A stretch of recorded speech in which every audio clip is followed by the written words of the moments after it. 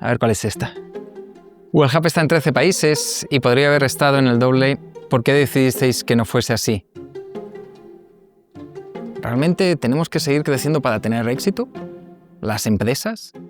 Hay una frase que a mí me gusta bastante que es la potencia sin el control no sirve de nada. Yo lo que veo es que el crecimiento sin rentabilidad no sirve de nada.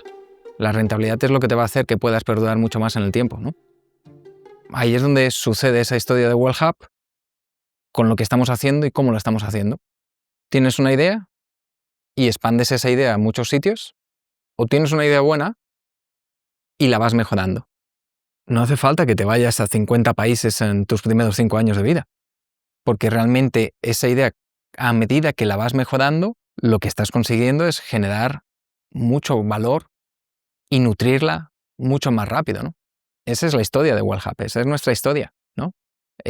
Tuvimos una idea fantástica hace ya más de una década, que era revolucionar el mundo del deporte a través de un modelo B2B en el cual no fuésemos solo a ir a las empresas vendiéndole un servicio, sino generándole un valor añadido de, oye, mira, tienes una membresía, con esto todos tus empleados van a poder entrar cuando quieran y donde quieran a miles de espacios deportivos. Hoy en día nuestra idea ha evolucionado mucho.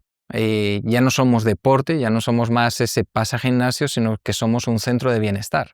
Eso lo que nos ha permitido es, en un mismo mercado, por ejemplo en España, no solo captar a las personas que estaban interesadas a ir a un gimnasio, sino captar a todas esas personas que realmente quieren dar un cambio en su bienestar, ya sea físico, nutricional, espiritual, etcétera, ¿no? Eso para mí es la evolución, ¿no? Por eso no hemos sido tan agresivos creciendo en diferentes países, que evidentemente ya estamos en 13 países y creciendo, sino que preferimos darle esa vuelta de cómo podemos ser mejores cada día, ¿no?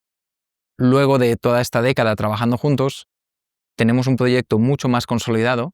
Posiblemente crezcamos muchos más países en los próximos 5 años que en los últimos 5, ¿no? Porque ahora llega ese momento de madurez, de saber, oye, mira, tenemos la cultura, tenemos el producto, servicio, es el momento de poder expandirnos de una forma mucho más rápida.